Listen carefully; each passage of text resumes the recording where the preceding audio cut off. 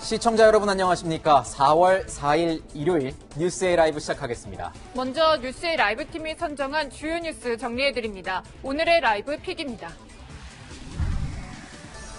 서울 부산시장 보궐선거가 이제 사흘 앞으로 다가왔습니다. 어제 끝난 사전 투표율이 역대 재보선 최대치를 기록한 가운데 여야는 제각각 유리하다는 해석을 내놓고 있습니다. 지지층 결집에 나선 후보들의 막판 유세 상황, 선거전을 휩쓴 이슈들 하나하나 짚어보겠습니다. 최근 불법 출국 금지 논란이 제기된 재작년 김학의 전 법무부 차관의 심야 출국 저지 과정에 이광철 청와대 민정비서관이 깊숙이 개입했다는 의혹이 제기됐습니다. 조만간 이 비서관에 대한 검찰 소환 조사가 이루어질 것이란 전망인데요. 같은 의혹을 받는 이성윤 서울중앙지검장에 대한 황제 조사 논란을 자초한 공수처는 출범 초기부터 공정성 문제로 위기를 맞았습니다. 서울 노원구 세모녀 살인사건 피의자에 대해 경찰이 스토킹 정황을 포착하고 수사를 진행하고 있습니다. 잠시 뒤 영장실질심사가 진행됩니다. 잔혹한 범죄 행위에 피의자의 신상을 공개해야 한다는 목소리가 높아지고 있습니다.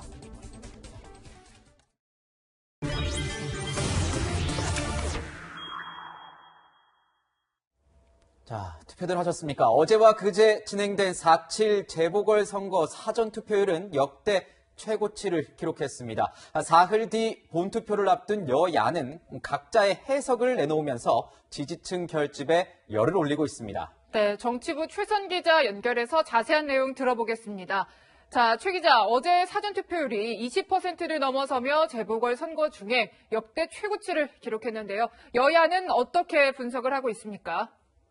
네, 지난 2일부터 이틀간 진행된 4.7 재보궐선거 사전투표율은 20.54%로 재보궐선거 기준 역대 최고치였습니다. 서울은 21.9%, 부산은 18.6%였는데요. 역대 재보궐선거는 물론 2018년 지방선거 때 사전투표율인 20.14%보다도 높았습니다. 이번 재보궐선거에서 높아진 사전투표율이 여야 중 어느 쪽에 유리할지는 아직 미지수입니다. 민주당은 일단 비리, 특혜, 거짓 의혹이 있는 야당에 대한 시민들의 심판이라고 평가했고요. 반대로 국민의힘은 정권 심판론이 사전투표율을 높였다고 분석했습니다. 그렇군요. 선거 전 마지막 일요일이죠. 오늘 여야 서울시장 후보들의 유세는 어떻습니까? 네, 여야 후보들은 막판 표심 잡기에 총력을 기울이고 있습니다. 박영선 민주당 서울시장 후보는 오전 부활절 종교행사에 참석해 종교계의 지지를 호소한 후 노원구와 도봉구 유세를 이어갑니다.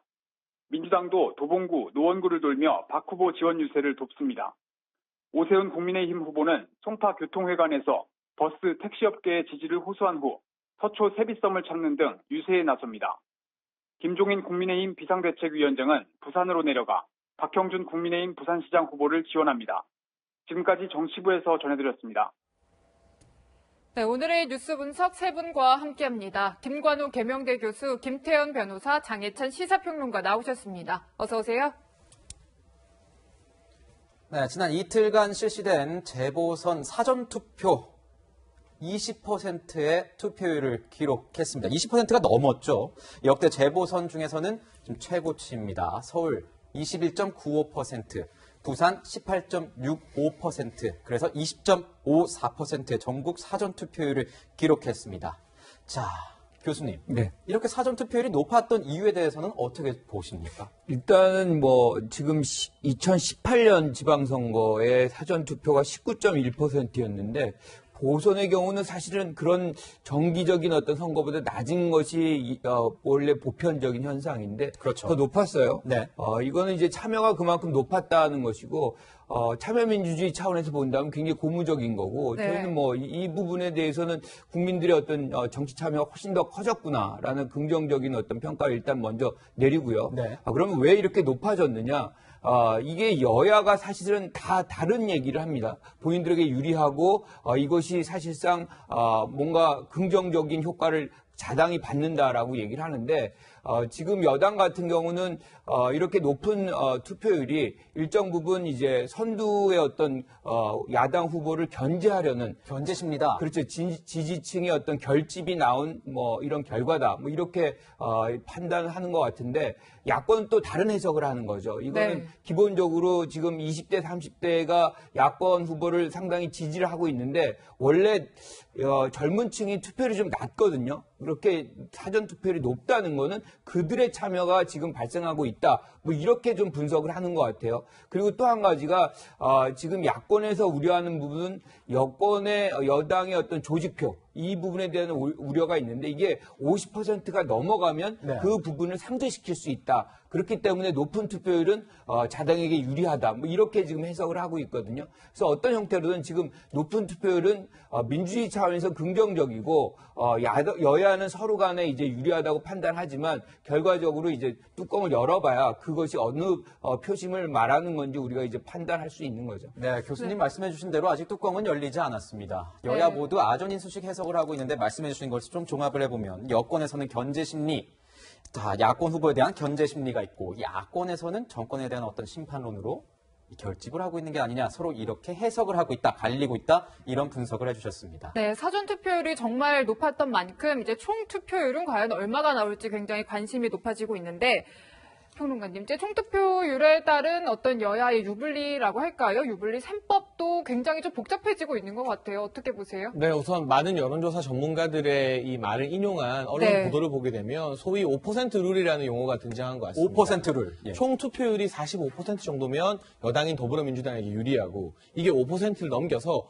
50%가 넘게 되면 야당인 국민의힘에게 유리한 것 아니냐. 이런 분석을 하는 이유는 지금 직전에 공표되었던 여러 여론조사에서는 오세훈 후보가 많이 앞서고 있었는데 그럼에도 불구하고 조직에 있어서는 더불어민주당이 강하다는 데 이견을 나타내는 전문가는 없습니다. 25개 구 중에 서울에서 24개 구청장을 확보하고 있고요. 여러 시민단체들도 사실상 여권에 조금 더 우호적인 것으로 많이 분석되고 있지 않습니까? 따라서 전체적인 투표율이 적게 되면 45% 이하로 나오게 된다면 조직을 결집시킬 수 있는 더불어민주당이 그만큼 우세를 나타낼 가능성이 높다는 분석인 것이고요.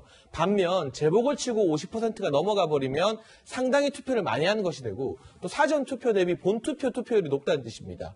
보수 성향의 유권자들은 아무래도 아직까지는 사전 투표보다는 4월 7일 본투표를 더 선호하는 현상이 많기 때문에 지난 총선에서도 사전 투표에서는 이 보수 야권이 많이 졌었는데 본투표에서는 매우 비등비등한 결과가 나왔거든요. 그런 데이터를 토대로 이제 유추해 보자면 본투표 투표가 많이 되어서 50%가 넘게 되면 국민의힘 후보가 유리하다. 또 정권 심판하는 사람들이 그만큼 결집한 것이다라고 해석할 수 있기 때문에 이제까지 우리가 돌이켜보면 대부분의 선거에서 진보 정당들, 네. 더불어민주당이 투표율 높은 걸 좋아했고요. 네. 반대로 국민의힘 같은 경우는 보수 정당의 전신들은 투표율 낮은 걸 내심 선호해왔습니다. 그런데 이번 재보궐선거에서는 그 양상이 좀 정반대가 되었다는 게 매우 특징적인 현상이라고 할 수 있을 것 같습니다. 정반대의 양상을 보였다. 이제 최고 투표율에 따라서 여야 후보 누가 웃을지 이런 뭐 해석이 가능하다 이런 말씀을 해주셨는데 저희가 그래서 이 사전 투표 전에 발표가 됐었던 이 여론조사 내용을 좀 알아보도록 하겠습니다. 지금은 새로운 여론조사에 대해서 공표가 금지된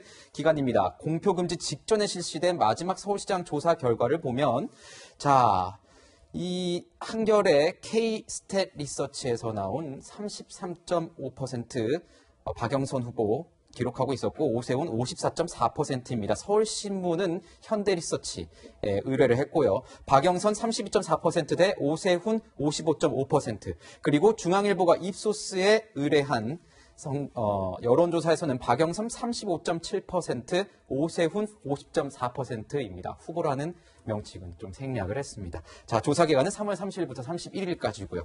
자, 이런 걸 봤을 때요, 변호사님. 네. 역전극을 노리는 게가 있을 것이고 이 상황을 계속 굳혀서 가려는 굳히기 전략이 있을 수 있을 것 같은데 이 막판 표심을 뭐 뒤집을 수 있거나 아니면 이렇게 굳히게 갈 수 있는 이런 전략 같은 거 아니면 주요 포인트가 뭐라고 보시는지 좀 궁금하네요. 글쎄, 뭐, 선거 막판 들어오면 항상 이제 지지층들을 투표장으로 이끌게 하는 거, 지지층 결집. 그게 이제 가장 쓸 수 있는 것이거든요. 앞서가는 후보 측은 굳히기, 그리고 쫓아가는 후보 측은 이제 추격을 하려면 지지층 결집시키는 거. 그게 제일 큰 거고. 그 다음에 아직까지 표심을 정하지 못한 부동층을 마지막에 자기들한테 확 끌어올 수 있는 것 중에 하나가 아마 네거티브일 거예요. 네거티브. 아마, 네. 박영선 후보 측은 아마 오세훈 후보 측의 그 내곡동의 땅에 관한 것들, 그 아마 네거티브 문제를 계속 집요하게 물고 늘어질 겁니다. 네. 그래야 지지층도 결집시키고 부동층도 본인들 쪽으로 당겨올 수 있는 아마 그 요인이라고 생각을 하는데, 그런데 제 개인 의견인데 이번 선거는 전 투표율이 높으면 어디 유리, 불리 이건 저는 의미 없는 것 같다. 투표율은 의미가 없다, 지금. 왜냐면요. 좀 제가 좀 앞서 나간 얘기일지 모르겠지만 선거 마지막 여론조사 결과에 따라 오차범위 내의 접전이라든지 굉장히 접전인 경우에는 이 투표율이 높은 게 우리한테 유리할까, 불리할까에 대한 해석이나 예측 이런 것들이 좀 의미는 있어요. 근데 지금은 물론 선거 결과는 어떻게 될지 모르지만 방금 전에 보신 세 가지 여론조사에 보면 마지막 여론조사 대부분 표차가 적은 것은 15, 많은 거 23%까지 벌어져 있잖아요.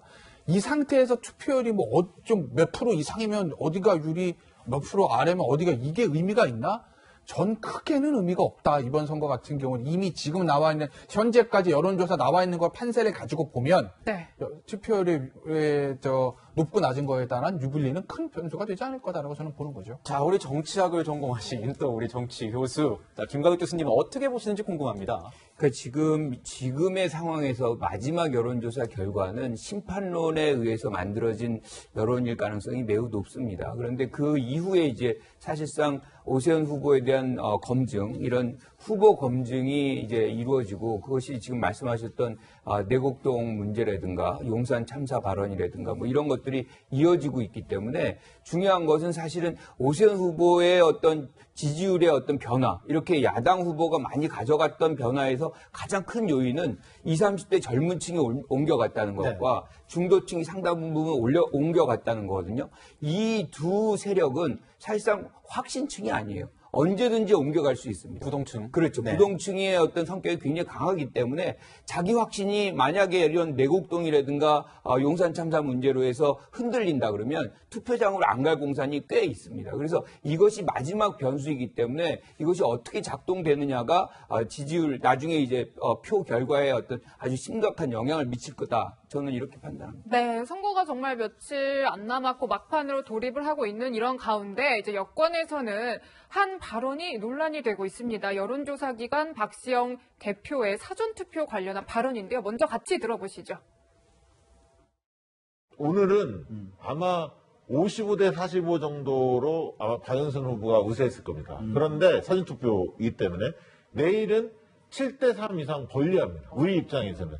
그래야 본투표에서 밀리는 걸 만회할 수가 있어요. 제가 아까 몇몇 의원들하고 통화를 했거든요. 투표 참관인들이 있잖아요. 그러면 이제 봉투 넣을 때 대충 보거든. 밖에 이렇게 얼핏 나오거든, 이게 도장이. 민주당 쪽이 강북 이쪽 몇몇 의원들을 통화를 해보니까 우리 쪽이 이긴 것 같다. 그 얘기는 이제 다수가 전달을 했습니다. 알 수는 없지만 느끼면은 한 55대 45 정도로 오늘은 이겼을 것 같고 내일은 7대 3 이상 확실히 벌려한다. 네, 쭉 들어보면은 그러니까 사전투표에 참관인들이 이제 그 투표 용지를 좀 받고 그 내용들을 어떻게 민주당 의원들을 통해서 전달을 했다라는 주장인데 좀 어떻게 들으셨어요? 두 가지 부분에서 지적을 하고 싶은데요. 네. 일단은 이 사전투표하는 내용을 만약 참관인들이 진짜 보고 네. 본 내용을 민주당 의원들에게 현장 분위기가 이렇더라 전해줬다면 그 자체로 매우 중대한 선거법 위반인 것이죠. 선거법 비밀투표의 네. 원칙이 무너진 것이고요. 네. 선관위가 중립적으로 선거 진행을 잘 감시해야 되는데 중앙선관위나 지역선관위 역시 본인들의 의무를 소홀히 했다고 볼 수밖에 없습니다. 그런데 저는 사실 저렇게 봉투에 이 투표용지를 넣기 전에 참관인들이 본다는 게 불가능하다고 생각을 해요. 네. 왜냐하면 저도 사전투표를 하고 왔는데 네. 봉투에 넣어서 봉투를 밀봉하는 행위를 대부분 다 이 투표소 칸막이 안에서 합니다. 그걸 도장을 찍고 들고 나와서 봉투에 넣는 분들 거의 없어요. 이렇게 접어서 나오시는 분들이 네. 많죠. 보통 칸막이 안에서 봉투까지 다 밀봉하고 나와서 투표함에 이 봉투 채로 넣게 되어 있거든요. 따라서 참관인들이 이걸 봤다는 주장 자체가 저는 사실이 아닐 가능성이 대단히 높아 보이고요.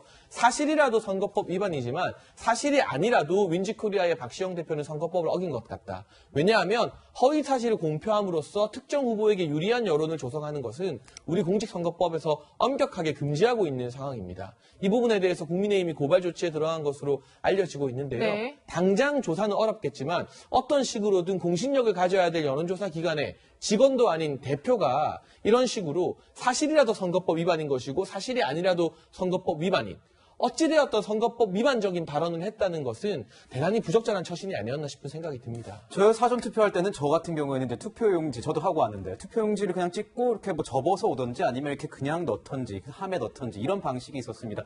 아마 뭐 방법이 좀 다를 수는 있다 이렇게 보이는데 뭐 좀 확인이 안 된 내용이라서 하고 좀 궁금한 거는 이 내용에 대해서 국민의힘에서는요 변호사님.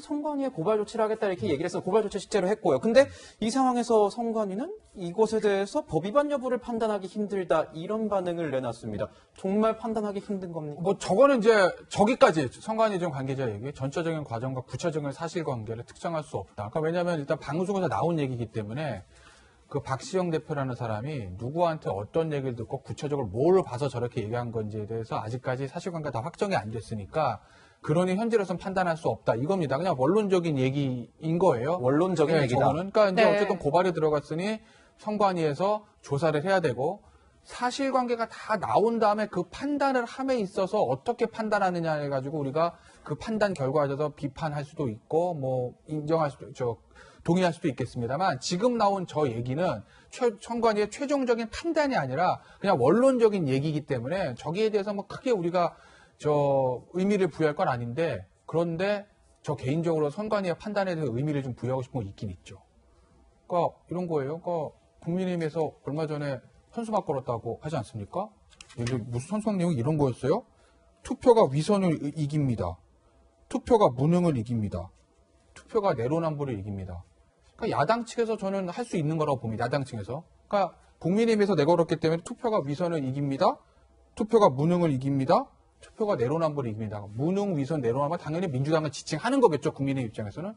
근데 이거를 내걸다고 할 때 선관위에다 유권해서 그랬다 선관위에서 뭐라고 그랬냐면 문구에 위선, 무능, 내로남불 들어가면 안 된다. 왜? 네. 특정 정당을 쉽게 유추할 수 있거나 반대하는 것으로 보이는 표현은 불가능하다. 저도 이것 좀 궁금했습니다. 어떤 저 특정 이거요. 정당을 유추할 자, 수 이건 있을까요? 아까는 조사를 하기 전에 네.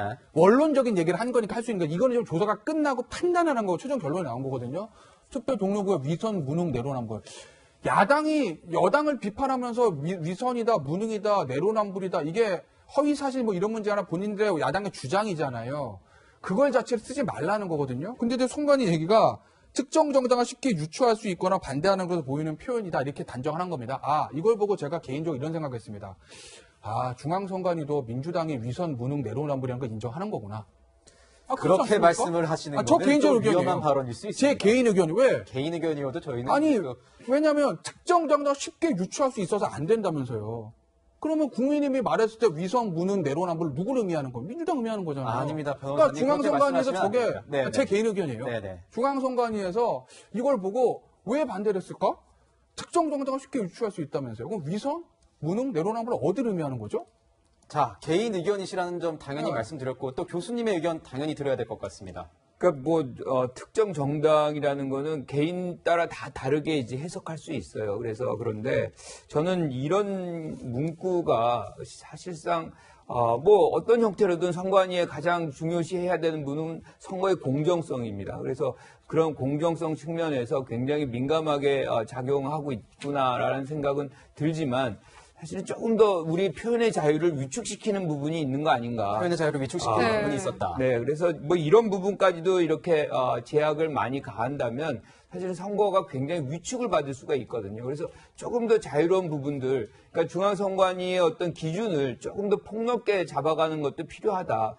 위선, 예컨대 무능 이런 건 언제든지 할 수 있는 것이고요. 지금 여당이 야당되고 야당이 여당되고 똑같이 상황이 바뀔 수가 있는 겁니다. 이런 상황을 감안한다 그러면 어떤 특정 정당이라는 것도 의미가 별로 없는 상황이기 때문에 좀 더 표현의 자유를 폭넓게 이렇게 갖고 가는 것도 좀 필요한 절차, 규정 아닌가 이렇게 생각합니다. 네. 네. 그리고 이제 선거를 앞두고 이런저런 얘기들이 나오는데 여야 각각 캠프 내부에 적이 있는 거 아니냐, 엑스맨 아니냐 이런 얘기들이 좀 나오고 있습니다. 먼저 여권 관련해서 좀 상황을 짚어보면은 고민정 민주당 의원 이야기예요, 평론가님. 그러니까 이제 사전 투표를 하고 엄지손가락에 이제 투표했다는 인증을 찍은 거를 인증샷을 SNS에 올렸다가 이게 방역수칙 위반 아니냐 굉장히 논란이 됐습니다. 삭제도 하고 사과도 했더라고요. 어떻게 보셨어요? 지금 사실 고민정 의원뿐 아니라 많은 더불어민주당 의원들이 오히려 박영선 후보의 발목을 잡는 것 아닌가 하는 언론 보도가 쏟아지고 있거든요. 유독 주목을 받는 게 고민정 의원인데 원래 선거 캠프의 대변인이었고요. 그런데 피해자를, 박원순 전 시장 성추행 피해자를 피해 호소인으로 지칭했던 이른바 3인방 중에 한 사람으로서 캠프 직위에서 물러나면서 화제가 한번 됐습니다. 근데 그 이후에도 본인이 유세를 열심히 하셨던 것 같은데 뭐 시민의 품에 안겨서 울고 있는 사진, 그리고 잠깐 잠든 사진, 이런 소위 말하는 감성 사진들을 올리는 게 과연 박영선 후보 여론을 좋게 하는데 도움이 되느냐는 비판적인 목소리가 야당이 아니라 여권 내부에서도 나왔던 게 사실입니다. 그런데 이번에는 사전투표를 하고 이 엄지손가락에 투표 도장을 찍어서 인증을 했는데요. 네. 지금이 코로나19 시국이잖아요. 그래서 사전투표를 가시면 열 체크뿐만이 아니라 손 소독, 그리고 비닐 장갑을 나눠주십니다. 비닐 장갑을 아예 껴주더라고요. 네, 그리고 네. 이 비닐 장갑을 벗지 말라고 신신당부를 하십니다. 네. 이게 그렇죠. 방역당국의 공식 지침이기도 하고요. 그럼 정부 여당의 국회의원이라면 나머지 또 다른 정부인 이 방역당국의, 또 다른 정부기관이 당국의 지시를 누구보다 잘 준수해야 되는 게 맞는 거잖아요. 그런데 엄지손가락에 이 도장을 찍기 위해서는 당연히 장갑을 벗어야겠죠. 네. 장갑을 벗지 않고 손목 부위 등에 도장을 찍는 건 무방한 것 같습니다. 왜냐하면 지침을 어긴 게 아니니까요. 그래서 많은 분들이 손목이나 이 팔과 손목 사이 이 연결 부위에 도장을 찍어서 인증하시는 분들은 제가 많이 봤는데 그것도 위험한 행위일 수도 있으니까 저희가 안 하는 게 예, 좋죠. 안 하는 게 그렇죠. 좋다는 말씀을 그런데 드리겠습니다. 손가락에 찍는다는 건 아예 장갑을 통째로 벗었다는 뜻이기 때문에 이 부분은 상당히 지침을 위반한 것이 아니냐, 위험하다 이런 지적이 일자 사진을 삭제하고 본인이 또 경솔했던 것 같다, 주의하겠다 이런 메시지를 올렸는데 연일 고민정 의원의 이러한 SNS 활동이 화제가 되면서 오히려 박영선 후보가 무슨 말을 하는지, 오늘 어디에 갔는지 이런 메시지들이 다 가려지는 효과가 있습니다.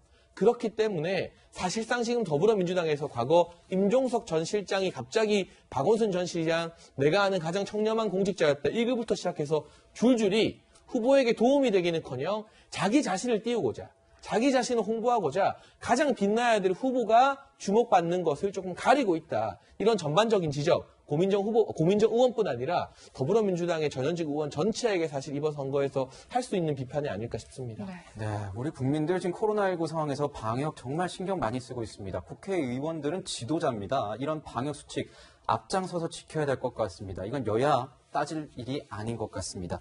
자, 여기서 또 하나, 야권에서도 오히려 후보보다도 더 매스컴을 많이 타고 있는 인물이 있습니다. 이준석 전 최고위원입니다. 이 오태양 미래당 후보와의 어떤 폭력, 뭐 이렇게 얽힌 폭행을 당했다. 이제 이 미래당 오태양 후보가 오세훈 캠프 관계자로부터 폭행을 당했다 이렇게 주장을 하니 이준석 전 최고위원이 SNS로 설전을 벌였습니다. 아니다, 무슨 말을 하느냐, 거짓이다 이렇게 얘기를 했습니다. 이준석 의원도 오히려 더 후보보다도 그렇죠. 논란에 참여하는 그런 경우가 많아지고 있는 것 같아요. SNS에 뭐라고 올렸냐면 두들겨 패지한다는 폭행이 아니다라고 얘기를 올렸어요.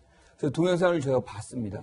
그랬더니 이 미래당 후보가 이렇게 내팽개치는 그 장면이 나와요.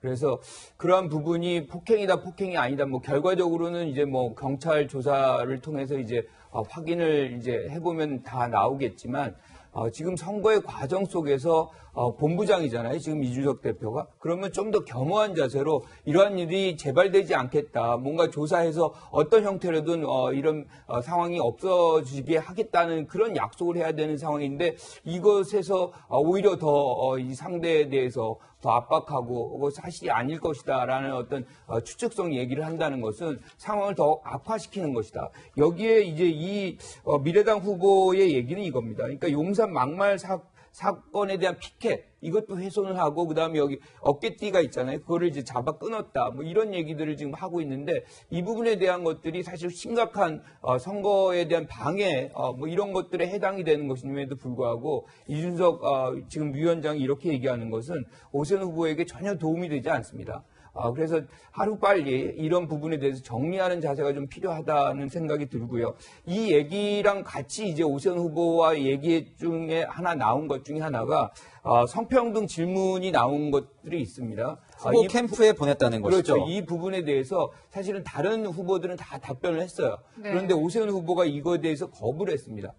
지금까지 오세훈 후보가 왜 이 선거를 치르느냐라는 문제점을 지적하고 있었잖아요. 그렇다 그러면 박원순 전 시장의 어떤 성비위 문제인데 이 성평등 문제에 대해서 보다 더 명확한 입장을 보여야만 사실 그 문제를 해소시키고 새로운 어떤 시장에게 기대를 걸 수 있는 부분이 생기는 것인데 여기에서 이렇게 수세적으로 얘기를 하는 것 자체는 굉장히 무능한 이 부분에 대해서 무능한 어떤 입장을 보여주는 것이고 여기에서도 또 이준석 위원장이 답정너다 이거는 답변할 가치가 없는 식으로 지금 얘기하는 것 자체도 굉장히 이 상황을 어렵게 만들고 있는 것이다 이렇게 말씀드리고 싶습니다. 네.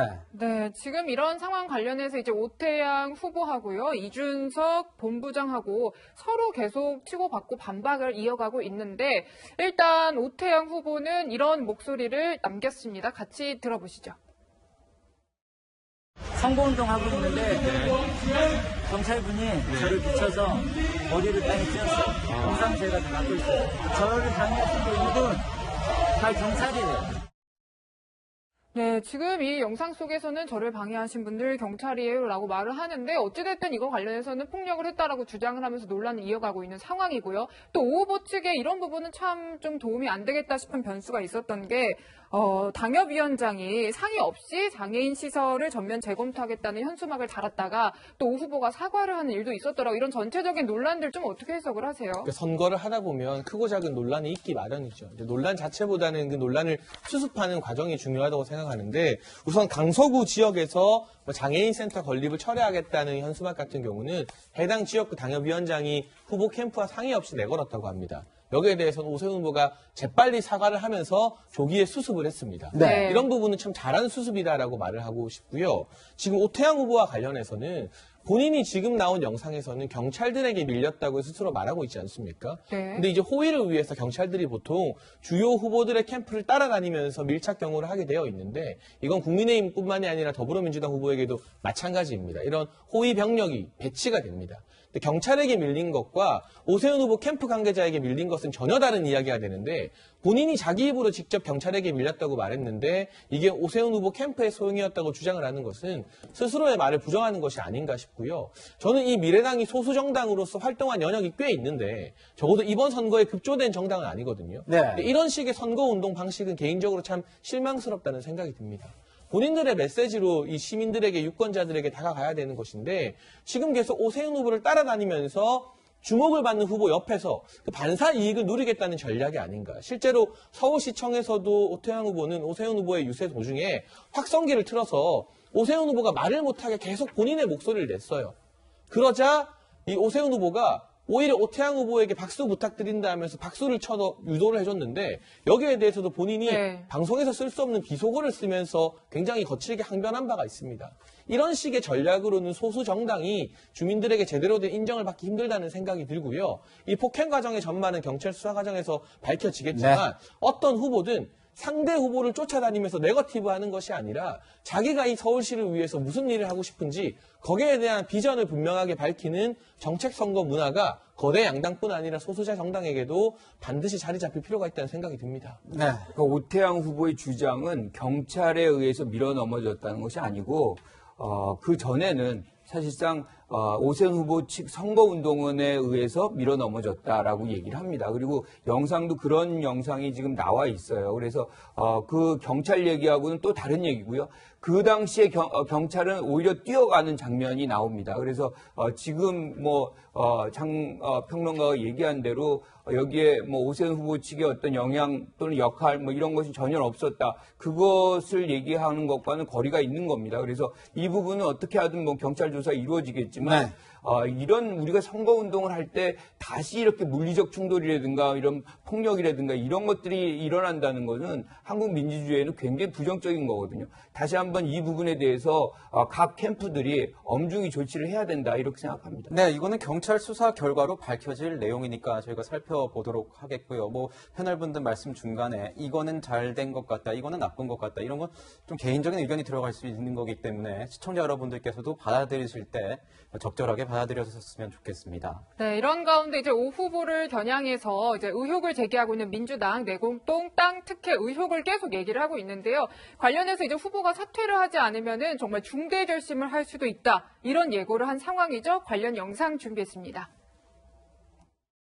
공직자가 갖춰야 될 최소한의 기본 덕목이 정직성입니다. 정직이 뒷받침되지 않으면 그의 시정행위를 어떻게 우리 시민들이 믿고 따를 수 있겠습니까? 이 문제에 있어서 오세훈 후보는 심각한 하자를 드러낸 것입니다. 저희들이 사퇴를 요구하는 것은 정치 공세가 아닙니다. 본인의 입으로 자신의 결백을 주장하면서 그렇게 말하지 않았습니까? 상황에 따라서는 중대한 결심도 배제할 수 없다는 말씀을 분명하게 드립니다. 방금 말씀하신 상황에 따라 중대 결심이 어떤 두고 보십시오. 네, 지금 뭐 굉장히 좀 비장해 보이는데요, 변호사님. 중대 결심 뭐 어떤 걸까요? 그러니까 진성준 의원의 마지막에 이제 두고 보십시오 이렇게 얘기했는데 네. 저도 두고 보고 있습니다. 왜냐하면 딴 뜻이는 게 아니라 궁금하잖아요.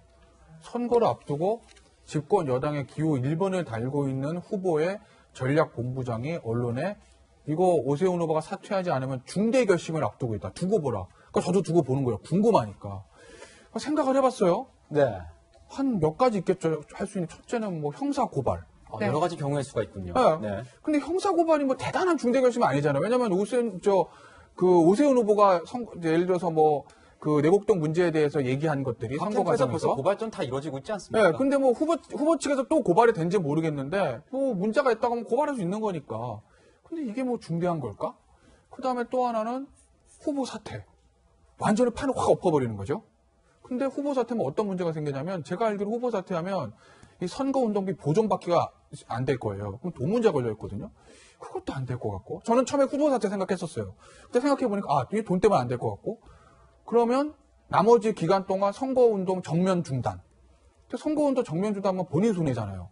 지지층 하나라도 더 끌어 모아야 되는데 지금 추격하고 있다면서요. 근데 여기서 중단한다? 그래서 저는 제가 가지고 있는 경험과 저의 식견으로는 이 중대 결심이 뭔지 가늠이 되지 않는다. 네. 그러니까 저도 한번 두고 보고 있다는 거죠. 뭐가 나올까? 네, 지금 요 변호사님이 형사고발, 또 후보 사퇴, 선거운동 중단 이렇게 세 가지를 추정을 해주셨는데 교수님이 추측하시는 중대 결심은 어떤 걸까요? 중대 결심에 대해서 저도 뭐 굉장히 고민을 해봤어요. 뭐 어떤 선택을 할 수 있을까? 선택은 사실은 없거든요. 이렇게 후보를 나와서 국민을 유권자로 해서 뭔가 선거운동을 할 때에는 끝까지 완주하면서 자신의 역량을 보여주고 검증받는다는 그런 마음의 자세로 나오는 것이거든요. 네.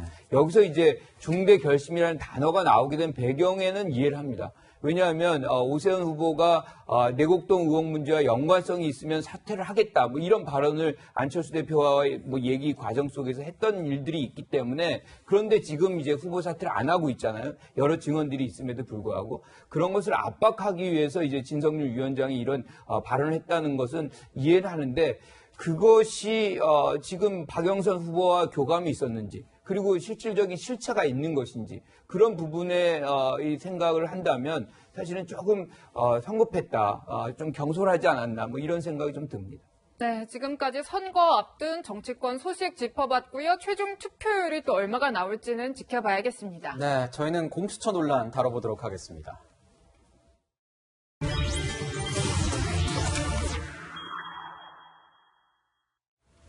네, 김학의 전 차관이 출국을 시도한 게 2019년 3월 22일 밤이었습니다. 당시 대검찰청 과거사 진상조사단에 소속된 검사였죠. 이규원 검사가 출국 금지를 요청을 했습니다. 모두 다 아시는 내용일 겁니다. 여기에 이 검사가 차교근 법무부 출입국 외국인 정책본부장에게 전화를 했을 땐 이미 전화가 올 것으로 알고 있었다는 내용이 공개가 되고 있습니다. 자, 이 둘 사이를 연결해준 당사자가 이광철 당시 청와대 선임 행정관이었다. 지금은 민정비서관이죠.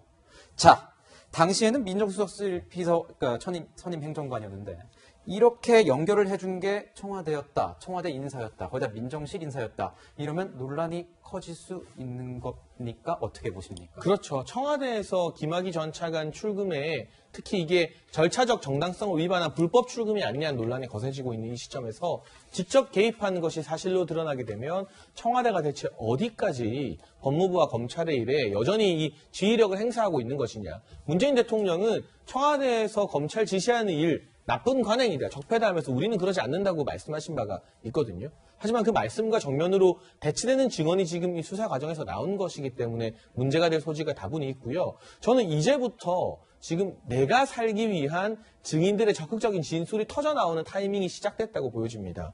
차국윤 이 법무부 출입국 정책본부장 같은 경우는 본인이 지금 이 증언을 함으로써 무슨 말을 했냐면, 내가 먼저 청와대에 전화해서 이거 어떻게 할까요? 누구 검사한테 서류 써달라 할까요? 물어본 게 아니라고 말합니다. 네. 본인은 굉장히 경황이 없었다고 해요. 네. 그런데 이 김학의 전 차관의 출국 사실을 알고 청와대에서 먼저 전화가 와서 이 문제가 되었던 이규원 검사를 소개해줬다. 이렇게 말을 하고 있거든요. 자신의 책임은 최소화시키고 컨트롤 타워 역할을 청와대가 한 것이다. 그리고 그 실제적인 행동은 이규원 검사가 했다. 이렇게 책임을 조금 미루고 있어요. 이렇게 되면 청와대에서도 그게 아니다. 뭐 차규근 본부장이 뭔가를 했다. 뭐 이런 식으로 또 다른 진술이 나올 수 있는데, 이렇게 서로의 진술이 엇갈리게 되는 과정에서 전체적으로 보자면 차규근 본부장이나 이규원 검사나 이광철 현재 민정비서관 모두에게 불리한 이런 진술들이 나올 수밖에 없다. 이 과정에서 진실이 드러나지 않을까 싶고요. 무엇보다 이 이광철 비서관 같은 경우 당시엔 행정관이었는데 지금 진술대로라면 김학의 전 차관 출금 사건에도 관여를 했죠. 그리고 현재 울산시장 선거 개입 의혹 사건에도 주요한 피의자로 조사를 받고 있는 상황이고, 네. 신현수 전 민정수석이 물러날 때에도 사실은 이광철 비서관이 본인의 인사권을 어떻게 보면 수석보다 더 강하게 행사한 것이 아니냐는 논란이 있었습니다. 의혹이 나왔어요. 언론 보도가 있었어요. 네. 모든 민정수석실발 여러 가지 주요한 의혹에 다 연관이 되고 있는데 왜 이분에 대해서는 어떠한 인사적인 조치나 질책이 청와대 차원에서 있지 않은 것인가.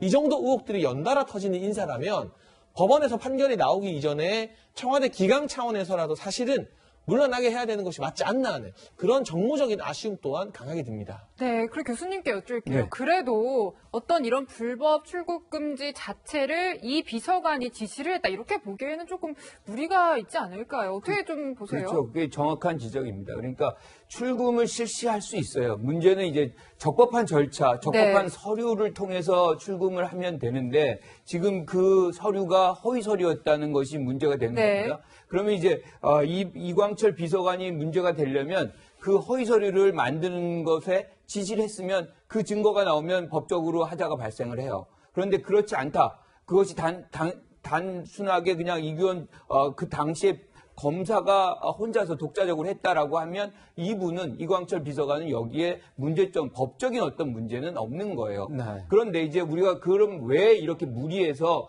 그런 전화까지 했느냐라는 부분까지 우리가 돌아가 봐야 돼요. 김학의 전 차관이 누굽니까? 성접대 의혹으로 사실상 국내 모든 사람들이 다 알 수 있는 그런 사건이 터졌는데도 불구하고 검찰의 무혐의 처리가 여러 번 내려와서 사실상 그 문제를 법적인 어떤 판단, 법적인 처벌을 피할 수 있었던 거거든요. 나중에 우리가 돌아와서 이 문제에 있어서 사실이 뭔 짓을 우리가 알 수 있었어요. 함에도 불구하고 나중에는 이 법정 시효가 지나가서 처벌을 못했습니다. 나중에 이제 뇌물로 해가지고 처벌을 지금 받고 있는 부분인데 이렇다 그러면 출금을 시키지 말았어야 되는 것이냐? 그것을 또 돌이켜보면 또 어떤 일이 있었냐면 그 쿠데타 모의 문건을 만들었던 조원천 전 기무사령관이 있었어요. 지금 해외 도피해 당시 있죠. 박근혜 전 대통령의 그렇죠. 탄핵 관련된 시기에 나왔던 내용. 그 시기에 이제 도피를 했습니다. 지금도 안 들어오고 있어요. 그러면 신병 확보를 못하는 것이 맞는 것이냐라고 한다면 저는 출금을 해서 신병 확보를 하는 것이 맞다고 보는데 여기서 하자는 결국에 이 출금에 필요한 어떤 서류가 적법했느냐 안 했느냐 그 부분만 따지면 되는 것이거든요. 그래서 전반적으로 지금 이광철 비서관이 개입을 했다. 이 부분에 대해서 정치적인 어떤 부분의 비판이 분명히 있을 수는 있지만 법적으로 저는 하자는 없을 수 있겠다 이렇게 봅니다. 네, 결국 보면 절차적 정당성, 법에 의한 절차적 정당성을 어겼느냐, 아니면 어쩔 수 없는 긴급 조치였느냐, 이런 주장들이 서로 각축을 벌이고 있는 것 같습니다. 변호사님께 여쭤보겠습니다. 그래도 이 정도의 의혹이 나왔다. 그러면 이광철 비서관 같은 경우에는 소환 조사 받을 수 있는 가능성이 있는 겁니까? 검찰에서 소환한다는 캐롤할 계획이 있다라는 보도는 봤습니다. 네. 그러니까 소환 조사는 어느 정도 하지 않겠습니까? 그런데 이광철 비서관이 순순히 응할지 아니면 조금 응하지 않고 버틸지 모르겠습니다만 검찰은 아마 이광철 비서관을 소환하려고 하는 것 같아요. 그래서 최소한 사실관계는 확인을 해봐야 그래서 문제가 있으면 기소할 수도 있는 거겠죠. 그러니까 좀 지켜보시죠. 네, 지금 이 김학의 전 차관 불법 출금 의혹 관련해서 이성윤 서울중앙지검장 황제조사 논란도 굉장히 일파만파 커지고 있습니다. 먼저 이 공수처장이 조서를 남기지 않고 이성윤 서울중앙지검장을 면담했다라는 의혹 관련 목소리 준비되어 있습니다. 같이 들어보시죠. 공수처에서 만났습니다. 조사했습니까? 조사도 했습니다. 그 조서 남겼습니까? 네, 면담 겸 기초조사를 했습니다. 제가 받은 제보하고는 내용이 상당히 다르거든요. 정확하게는 수사보고. 반드시 확인이 돼야 돼요. 예, 정확하게는 수사보고입니다. 그렇죠. 네, 수사보고입니다. 면담 수사보고잖아요. 네, 그런데 왜 조서라고 거짓말해? 제가 그거는 그러니까 이게 이제 의혹이 더 커지는 거예요. 핵심 피의자를 왜 면담을 하냐고, 조사도 안 하고. 네, 평론가님. 사실 이 지검장은 이제 검찰 어떤 소환 조사에 계속 불응을 해왔는데 어찌됐든 이제 공수처로 다시 보내야 한다 이 사건을 그런 입장을 밝히기도 했고 근데 그 전에 이제 공수처장하고 만났다라는 이야기 아닙니까? 네, 그리고 그냥 만난 게 아니라 공수처장의 관용 차량을 바꿔 네. 타고 공수처로 들어갔고요. 저희가 영상이 있죠. 네. 보안을 위해서 원래 공수처장 차량을 운영하는 운전기사분이 아니라 5급에 해당하는 고위 공무원이 운전을 맡았다고 합니다. 5급이면요. 행시 합격해야 5급이에요. 굉장히 높은 고위직에 해당하는 공무원이라고 할 수 있습니다. 물론 국가 기준상 고위직 공무원 기준을 3급으로 우리가 두고 있지만 5급 정도 되는 사람은 운전기사로 쓰면서까지 첩보 영화를 찍는 것도 아니고 차량을 바꿔 타서 저렇게 공수처에 들어갔다는 것은 김진욱 공수처장이 이 만남이 상당히 부적절하다는 것을 인지하고 있었고 이게 알려지면 정치적으로 상당히 불리해질 것이다라는 걸 사전에 인지하고 있었다는 그런 증거가 아니겠습니까? 당당하고 떳떳하다면 원래의 조치대로 그냥 운전기사가 일반적으로 운전하고 또는 차 바꿔 탈 필요 없이 공수처에 불러서 조사한 다음에 면담 기록, 조서 기록 남기면 되는 거예요. 뭔가 당당하지 않기 때문에 최대한 숨기고 싶었던 것이겠죠. 이게 저는 과한 추측은 아니라고 생각하는데 지금 벌써 공수처가 정권의 여러 가지 아픈 부분들을 세탁해주기 위한 세탁처 아니냐는 비판이 야당에서 나오고 있는데 이성윤 중앙지검장에 대해서 이렇게 특혜를 베푼 정황들이 나타나면 앞으로 공수처에서 무슨 수사를 할 때 영이 서겠습니까? 그리고 만약 공수처 수사 대상이 되는 고위공무원이나 검사들이 나도 처장 관용차 불러주면 갈게. 이렇게 말하면 김준욱 처장이 거기다 대고 무슨 말을 할 수 있어요. 그냥 운전기사 안 된다. 5급이 운전하는 처장 관용차 가져와라. 이렇게 말할 때 영이 안 서는 거잖아요. 그리고 검사들이 수사하다가 잘못되면 저는 검사들도 수사받고 처벌받아야 된다고 보는데 검찰의 내사나 감찰 과정에서도 충분히 질책할 수 있는 문제에 대해서 이건 무조건 공수처 가야 된다 버팅기면 왜냐하면 우리 지검장님도 이거 공수처 가야 된다고 하는데 나도 검찰 내사, 감찰 인정 못하겠다. 이렇게 버팅기면 그게 과연 검찰 개혁에 도움이 되는 일일까요? 여러 가지 측면에서 김진우 차장과 이성윤 지검장은 먼저 본을 보여줘야 된다. 지금이라도 본인들이 솔선수범하는 자세가 무엇인지 한번 숙고해 주셨으면 좋겠다는 부탁을 드리고 싶습니다. 네, 공정성 시비에 휘말리면서 공수처가 출범 초기부터 령이 안 서게 됐다 이런 주장을 해주셨습니다. 일각에서 이런 얘기도 나오는 게 있는 것 같습니다. 변호사님. 네. 어차피 검찰개혁이라는 게 국민들의 법 감정과 맞지 않았기 때문에 검찰개혁을 했고 그러면서 공수처라는 것이 나왔다. 그런데 공수처에서 이렇게 특혜성 의혹이 드는 이런 조사를 했다는 것 자체가 문제가 되는 것 아니냐 이런 일각의 지적이 있습니다. 그러면서 이 차량, 이 지검장이 타고 들어간 차량이 공수처 전용 출입문으로까지 들어가서 누가 들어갔는지 확인이 안 된다. 이걸 보면 이 황제조사 아니냐 이런 얘기 나오는 것 같은데 어떻게 보십니까? 조서를 안 남겼기 때문에 조사라기보다는 황제 의전이죠. 뭐. 면담이죠, 아무한테도 알리지 않을 테니까 조용히 왔다 가십시오. 서울중앙지검장님 이거 아니겠습니까? 그렇잖아요. 네? 그러니까 어찌됐든 간에 공수처에서 지금 이성윤 중앙지검장 공수처로 넘겨달라고 그래. 공수법에 따르면 일단 공수처한테 권한이 1차 권한이 있으니까 온 거예요. 그러면 아예 검찰로 다시 이제 돌려보내든지 아니면 본인들이 조사하든지 간에 결정이 안 난 상황에서 조사를 할 거면 정식으로 입건을 해가지고 조사를 하고 조서를 남기면 되는 거고 네. 그게 아니라면 수사기관의 장이 피의자랑 커피 마시면서 얘기하는 거 굉장히 부적절한 거잖아요. 예를 들어서 보세요.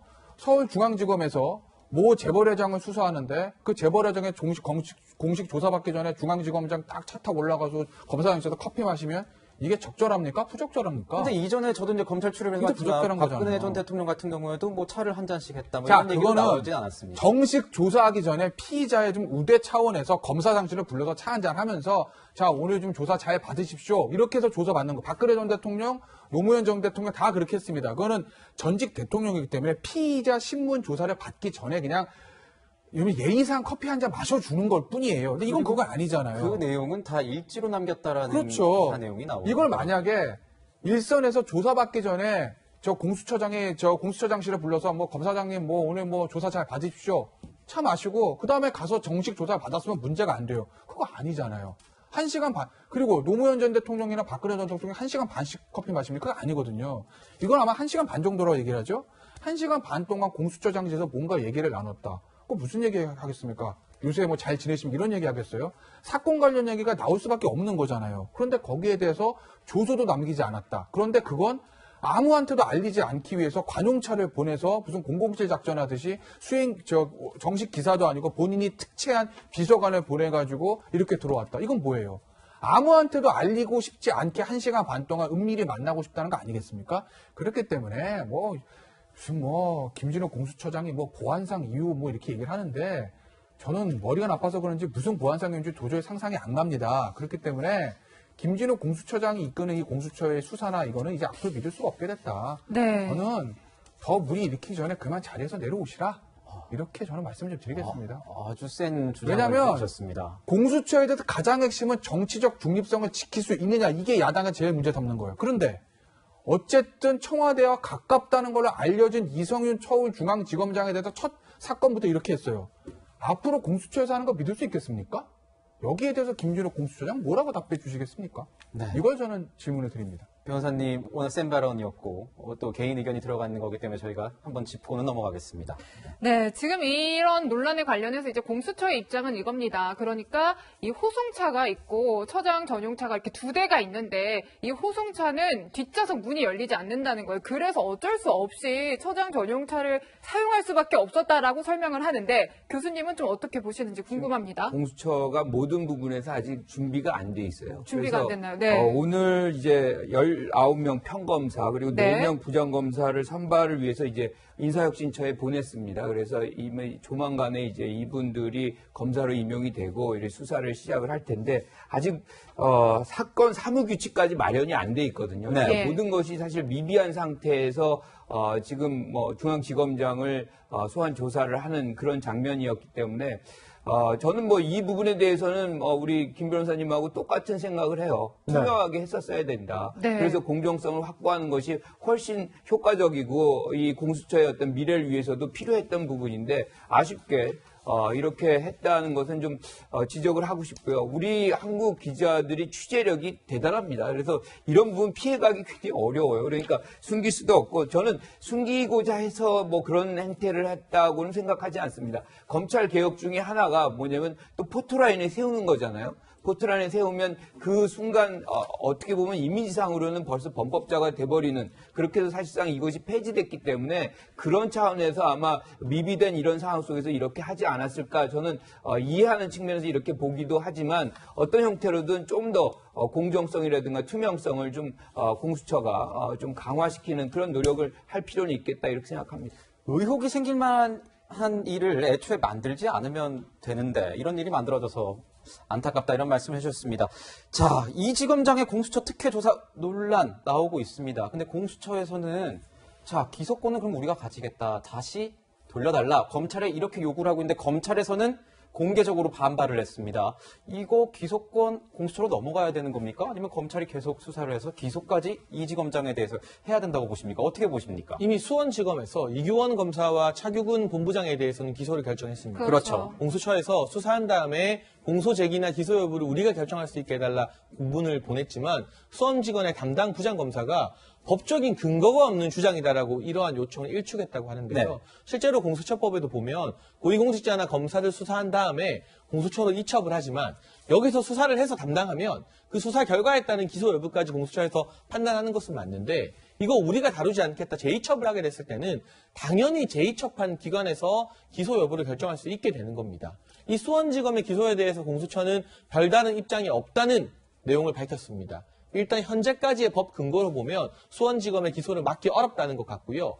이성윤 지검장 사건도 다시 수원지검으로 재이첩이 되었습니다. 따라서 수원지검에서 이성윤 지검장에 대한 추가적인 소환 조사, 강제 출석 등을 요구할 수 있는 방향이 있고요. 지금 나오고 있는 언론 보도를 보면 그래도 중앙지검장을 상대로 강제 출석을 요구하고 구속영장 청구하는 건 너무나 부담스러운 사안 아니겠습니까? 따라서 관련 자료를 바탕으로 해서 소환 조사 없이 수원지검에서 자체 기소를 할 수 있다. 이런 방향이 굉장히 높게 대두되고 있는 것 같은데 어찌되었건 이성윤 지검장 입장에서는 검찰의 고위 간부인데 중앙지검장인데 수원지검에 의해서 기소를 당하게 되면 지금 이제 차기 검찰총장 후보군으로 거론되는 가운데 네. 치명적인 약점이 생기는 것이 아닌가. 이 기소 자체가 어떻게 보면 이성윤 지검장의 검찰총장행을 막는 결정적인 스모킹건은 될 수 있겠다는 생각이 듭니다. 네, 지금 보면 차규근 법무부 법무장이나 이규원 검사에 대한 기소가 되어 있는 상태입니다. 이것에 대해서 이 법률 해석상 대법원은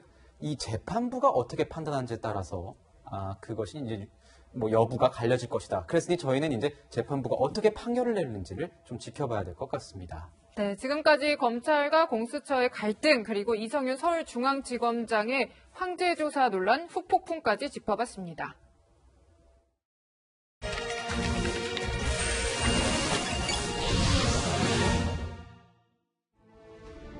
전 세계 최강의 군대 미군에게도 딱 4정밖에 없는 특수한 총이 있습니다. 미 육군의 제식권총 M17, M17의 한정판이라고 할 수 있는데요.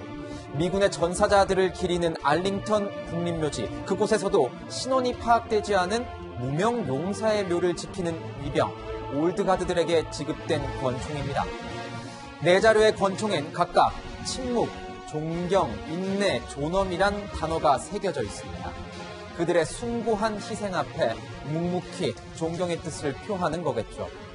그래서인지 이 총을 찬 올드가드들은 갖은 악천후 속에서 심지어 허리케인이 와도 한치의 흔들림 없이 자리를 지킵니다. 나라를 위해 목숨 바친 이들을 위한 당연한 예의이기 때문입니다. 2010년 천안함 사건 46명의 우리 국군이 전사했습니다. 민군 합동조사단과 미국, 영국 등 5개국 전문가들이 내린 결론, 북한 잠수정의 어뢰 공격이었습니다. 그들은 분명히 나라를 지키다 순국한 영웅들이지만 여전히 누군가의 의심에서 시작된 불신 속에서 갖은 모욕을 받고 있습니다. 만약이라는 전제, 제가 주장한 것처럼 조작된 것이고 북한을 살인범으로 만들어놨다고 한다면 북한에 대해서 사죄해야 됩니다. 그렇죠? 정부가 침몰 원인을 조작하려고 구조를 늦춘 것으로 보여진다. 공인된 조사 결과 앞에서도 그들의 아집은 근거 없는 의혹을 통해 천안함 좌초설로 각색됐습니다. 대통령 직속기구란 곳은 객관적 사실에도 불구하고 당초 재조사를 요구하는 진정을 그대로 받아들였습니다. 뒤늦게나마 재조사 결정 번복은 다행이지만 진상규명인은 진정인의 자격에 문제가 있다며 짧은 보도자료만 달랑 내놓았습니다. 이날의 기억조차 죄스러운 사람들이 2차 가해라고 지적한 데 대해선 사과나 유감 표명을 일절하지 않았습니다. 희생자와 그 가족들의 호소는 다름 아니라 사실을 사실이라고 말해달라는 겁니다. 이게 선생인가 누구 선생인가 좀 말씀 좀 해주세요. 보십시오. 안타까운 희생, 그들을 기리는 마음, 남은 자들의 고마움이 모여져 국군 통수권자인 대통령이 드디어 천안함의 부활을 약속했습니다. 우리는 우리가 알지 못하는 수많은 무명용사들의 죽음에 삶을 빚지며 살아가고 있습니다. 고마워하지는 못할 망정 그들의 명예를 더럽히진 맙시다. 끝으로 대한민국의 한 예비역 군인으로 그리고 이 나라에 살고 있는 한 시민으로 천안함 용사들에게 다시 한번 경의를 표합니다. 지금까지 하나요 뉴스였습니다.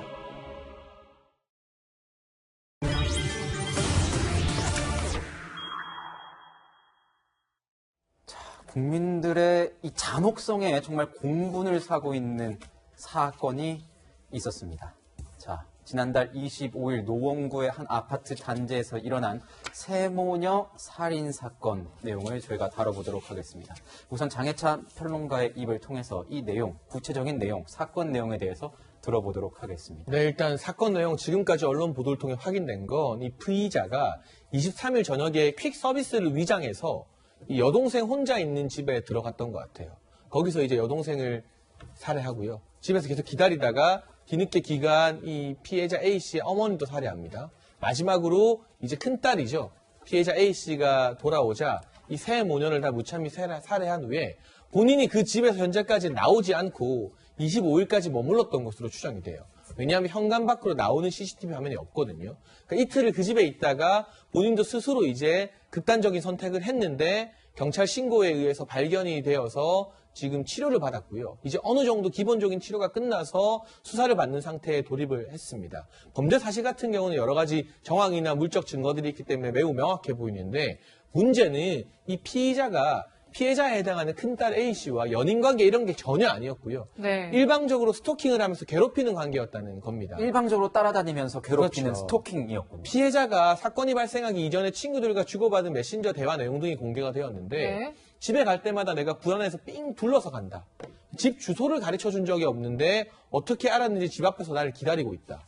그래서 피해자가 정말 고통과 두려움을 호소했던 내용들 그런 정황들이 메시지에 고스란히 기록되어 있었기 때문에 네. 스토킹 범죄에서 비롯된 굉장한 참변이라고 생각을 들고요. 우리 사회가 이 스토킹에 대해서 훨씬 더 민감하게, 훨씬 더 엄하게 처벌하는 기조 등이 진즉 좀 마련이 되어 있었다면 이 같은 참변을 좀 막을 수 있지 않았을까 하는 그런 아쉬움이 짙게 남는 사건 같습니다. 네, 지금 김 씨는 피의자 조사도 받았고요. 혐의도 인정을 했다고 합니다. 그때 당시 영상 준비되어 있습니다. 한번 같이 보시죠. 준비 미리 준비했나요? 혐의 인정하시나요? 피해자 집 주소는 어떻게 알아내신 겁니까? 스토킹했다는 거 맞습니까? 어떻게 처음 알게 되신 겁니까? 그 집에 있는 동안에 뭐 하고 있었어요? 알겠습니다. 상관없어요, 피해자한테? 네, 참 이게 뭐 잔혹하고 공포스러운 사건이다라는 생각이 드는데 변호사님께 여쭐게요. 지금 이게 2달 정도 끈질기게 괴롭힌 걸로 나오고 또 이 문자를 보면은 정말 그 무서운 그런 당시의 상황들이 좀 낱낱이 보이더라고요. 네, 그렇죠. 그러니까 소위 말하는 이제 스토킹 범죄가 잔혹한 이제 강력 범죄로 전환된 거 아니겠어요? 처음에는 스토킹으로 시작했는데.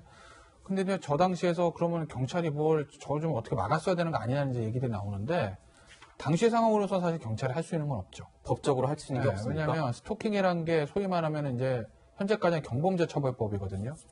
그러니까 뭐 과태료 이 정도예요. 그러니까 얼마 전에 3월 말인가요? 스토킹 처벌법이라는 게 소위 말해서 좀 22년 만에 국회를 문턱을 넘었죠. 네, 문턱을 넘었는데 그게 시행이 아마 제가 알기로는 9월일 9월일 거예요. 네. 그럼 아직 시행되지 않는 법이기 때문에 지금 보시는 것처럼 단순 경범죄에서 이제 형사범죄로 전환이 된 거예요. 그러니까 범칙금 내던 게 이제 5년 이하의 징역까지 중범죄가 된 거죠.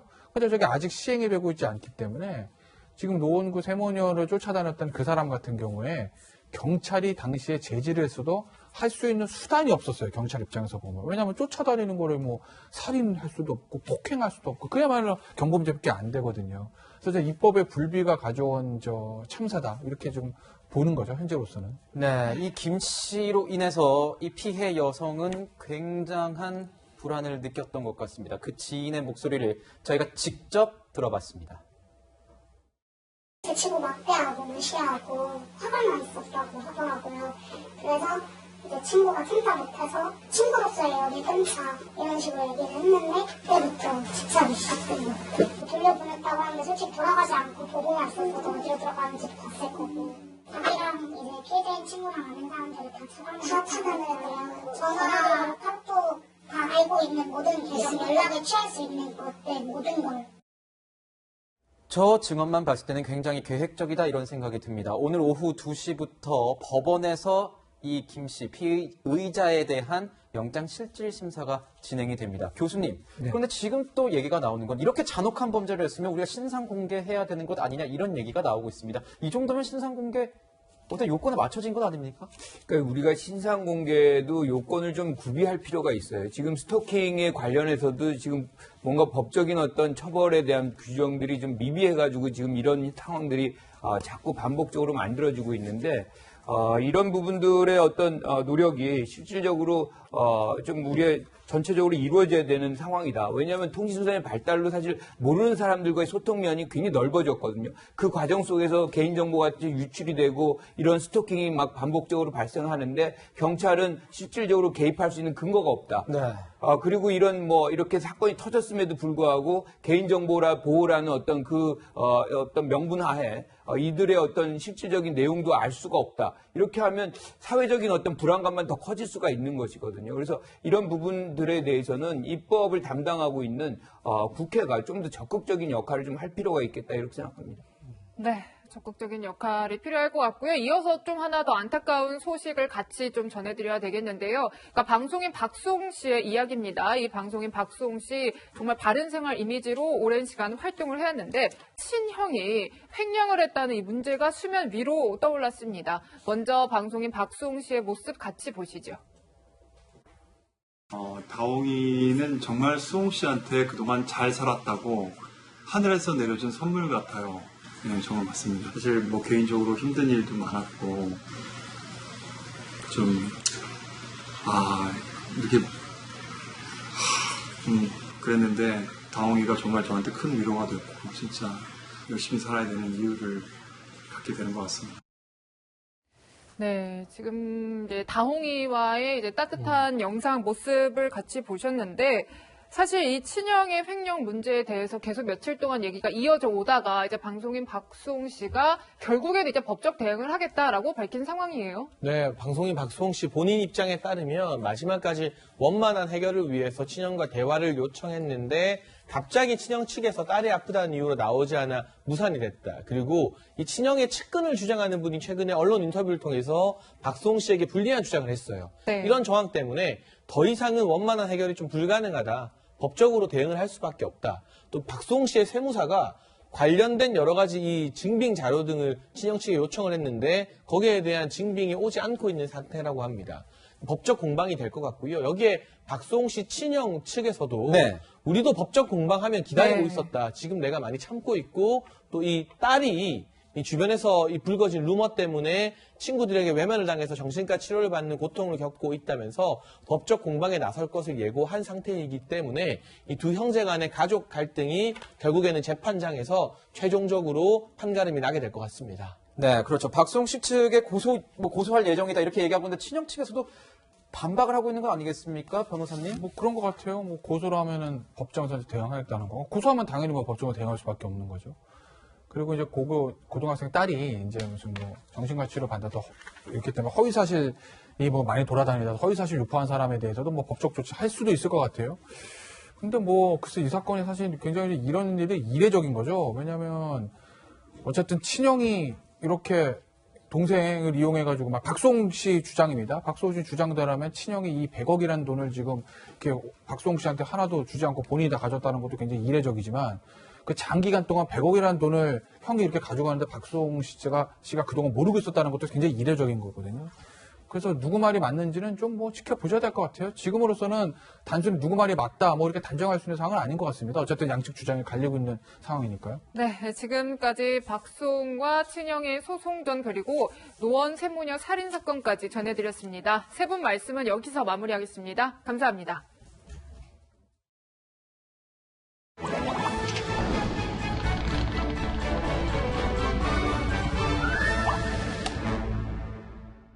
영화와 함께하는 시간, 신의 한수 이현용 기자와 함께합니다. 자, 이 기자 오늘은 이 스승과 제자 이야기를 담은 영화로 들고 왔네요. 네, 뛰어난 재능을 가진 제자, 그리고 이걸 이끌어준 스승의 이야기입니다. 지난주 개봉한 한국 영화 자선어보, 그리고 1997년작 굿윌 헌팅입니다. 네, 최근에 개봉한 자산오보 궁금했는데 다산 정약용 선생의 형이죠. 이 정약전의 이야기를 담았더라고요. 네, 정약전인 1814년 유배된 흑산도에서 청년어부 창대를 만나는데요. 창대와 함께 흑산도 근해의 수산 동식물을 조사해서 백과사전 형식으로 기록한 책이 바로 자선어보고요. 네. 지난달엔 국가 중요 과학기술 자료로도 등록됐는데 이준익 감독은 이 책의 서문에 기반해서 영화를 만들었다고 합니다. 잠시 영화 속 한 장면 보실까요? 명문 사대부께서 이 천하고 비린내나는 것을 모른다고 만지고 계십니까요? 내가 아는 지식이랑 너의 물고기 지식이랑 다르다. 배우 설경구 씨가 정약전을 연기했고 변요한 씨가 어부 창대 역을 맡았는데요. 신분을 뛰어넘어 스승과 제자로 또 벗이 되어가는 과정을 그렸습니다. 네, 이 영화 참 특이한 점이 화면이 흑백이더라고요. 네, 그렇습니다. 간결한 흑백의 색감이 관객에게 보다 단순한 이미지와 정보를 전달하는 효과가 있다고 합니다. 이준익 감독의 말로 들어보시죠. 색이 빠진 풍광이 우리 동양어로 치면 수묵화 같은 느낌? 많은 정보들을 보는 것보다 적은 정보를 통해서 핵심을 빨리 캐치하는 그런 컬러보다 뛰어난 장점이 있죠. 네, 이 영화 감독인 이준익 감독하면 천만 관객 동원했던 왕의 남자 생각나죠. 이번 사극도 좀 기대해도 되겠습니까? 흑백의 사극이지만 이 무겁지만은 않고요. 곳곳에 여유와 웃음을 담았습니다. 이준익 감독의 역사극은 황산벌을 시작으로 사극 최초 천만 영화 왕의 남자, 사도, 동주, 박열에 이어 8번째입니다.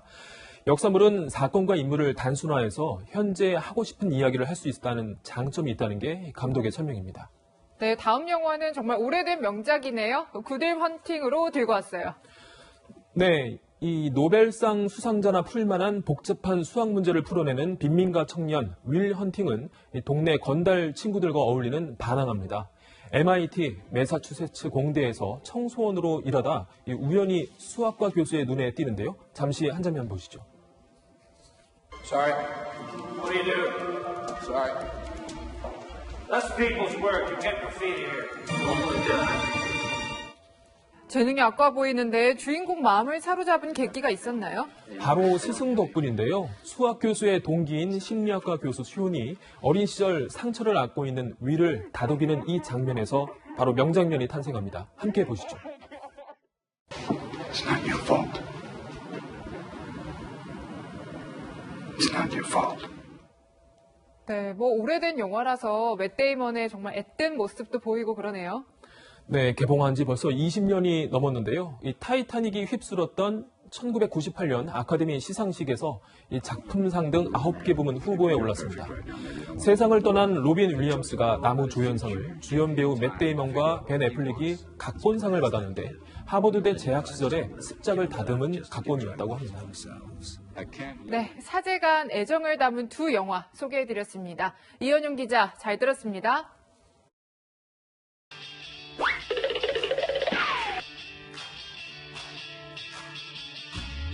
여러분의 일주일을 앞서갑니다. 이번 주 이 뉴스만큼은 꼭 알아야 된다. 저희가 미리 뽑아봤습니다. 주요 뉴스를 미리 보는 시간이죠. 앞으로 뉴스입니다. 서울시가 시내버스 평일 오후 10시 이후 감축 운행 조치를 내일부터 순차적으로 정상화합니다. 서울시는 사회적 거리두기 2단계 조치에 맞춰 최대 20%까지 야간 감축 운영을 해왔었는데요. 시내버스 혼잡도에 따라 선별적으로 정상화하면서 혼잡도가 다소 개선될 것으로 보입니다. 이번 주 수요일은요, 서울 부산시장 보궐선거를 비롯해 전국 21곳에서 재보선이 치러집니다.